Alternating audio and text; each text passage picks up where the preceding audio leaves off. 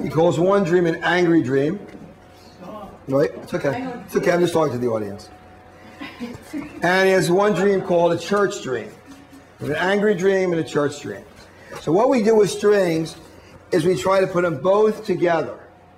So we're going to run two dreams simultaneously. So if you're confused by the first dream, don't worry about it because you have a second dream to confuse you. And we'll run them two together. Now we have people that are trained in this, and they're going to play these roles. Unfortunately, we're going to run out of roles. I mean, we're going to run out of folks to play them. So any of the people in the audience that feel they can identify with a particular role, don't hesitate to come in and join the role. So I'll ask for a player, okay, which are the people in his dreams are the players, okay? So if you like a particular role to play, then just, wait and just come right up, okay? Now, I want to offer another little ditty here because we have very gracious persons here and they wouldn't mind at all if they were playing a role and you guys who are our guests here would like to play a role, feel like they could touch into that, then you can come up and touch one of the other teachers and they'll be glad to sit back down because they're gracious. And they would love to see you try that. Now, the thing is, you're going to wonder, well, how can I play a role in somebody else's dream when I don't even know who they are? Well, it doesn't even matter because the unconscious is the way that it is, and you can put your own spin on it. Like if you could, even if it's not what Jim is all about, you can put your thing about that thing, okay? And if I feel like it's way off the mark, I might say, well, thank you. Could you sit down again? So if you don't, if you stand up and you're asked to sit down, don't be offended. If you're going to be offended, then don't come up. We don't want to deliberately offend anyone except maybe Jim. So. Okay, so these are long dreams, and we got plenty of time. So what I'm going to do, I have a choice. I could read the dream and then go and then do our string, or I can just, as I'm reading the dream, I'll set the string. And I think what I'm going to do is the latter, because I think it will keep the mystery up. And besides, if you hear a whole dream, you can't remember it. It's like, what was that? So I walked into our apartment to find Julia. Julia is my soon-to-be ex-wife. Right. Who, you can say a little bit to what they're dealing with there. Oh, sure. I'm in the process of divorce. And right. My wife left, and this is actually her apartment that I walked into. Right. And she just walked out. Yes. You don't even know to this day why. There's certainly another party involved, which is most likely the reason why. Right. But the reasons why the marriage crumbled and she went to find someone else. In the first place, right. And it was how many years? 12. 12 years. 12 years, this person walks out. So you must be really hurting.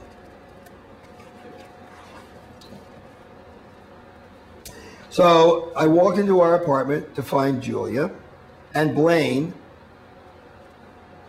Possibly the person she left for. I'm not entirely sure. And they're packing. He was nice. So let's get Blaine in here. He wants to play the ex-wife's new lover. Okay? And Julia, his ex-wife, soon to be. Okay? And since you're new, Jim, we'll have somebody play you, okay? You can just sit there and enjoy for a minute. That'd be great. Who wants to play Jim, one of our illustrious here? Okay. And if you feel like you want to play yourself and you don't like the way he's doing it, you can just poke him and he'll sit down. He was nice and gentle, and no matter how I tried, I'm sorry, Blaine was nice? Yes. No matter how I tried to let out my anger, neither of them would react. So go ahead. I can't believe you guys did this. I can't believe it. I mean, you just walked. Julia got a little riled up by some of the things that I said. Go ahead. After 12 years, you just walked. For what? For this guy? Just like that. Our kids, everything. You just walked. Julia got a little riled.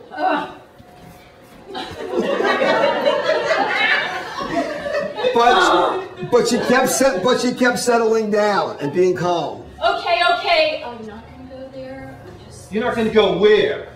Would you please? You left already. What do you mean you don't know where you're going to go? No matter how I yelled and screamed, she wouldn't admit to doing anything wrong. I don't know what you're talking about. You're full of it. You know what you did. Could you please You know what stop you did. You shouting know at it was me? wrong. Yeah, right. I threw things and swore and hurled accusation after accusation. You guys just walked. The kids, the family, everything. Everything. You just like, don't give me what I should be. Who are you to tell me what I should be? Would you back off? No, I won't back off. Okay, could we just deal with this? No, we can't. No. Okay, now, I realized there was a child nearby. This is the 7-year-old boy I told you about. It's just hanging out. Somebody want to be the 7-year-old boy? Just hang. Oh, either way. I thought you were an audience person. That's why I said, oh. We have an audience person. Okay. So you have an easy job because you're kind of just sitting right over there. There's not a lot. Okay, Nobody's paying attention. So just notice the intensity. This is we're in it. This is what's happening. You may be feeling things here. Things may be coming up already because the unconscious is working for these people, even though we call it acting and psychodrama, it's not. And these are real things that are working. Okay.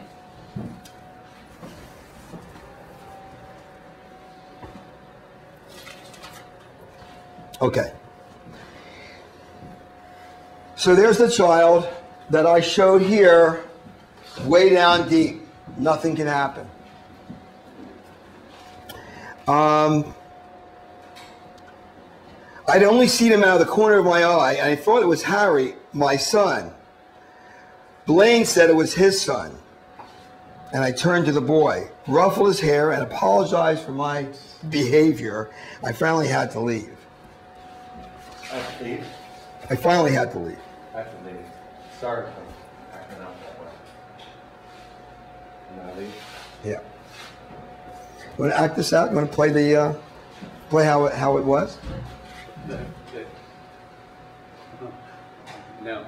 Okay. Okay. No, it was. This is close enough. Yep. Right.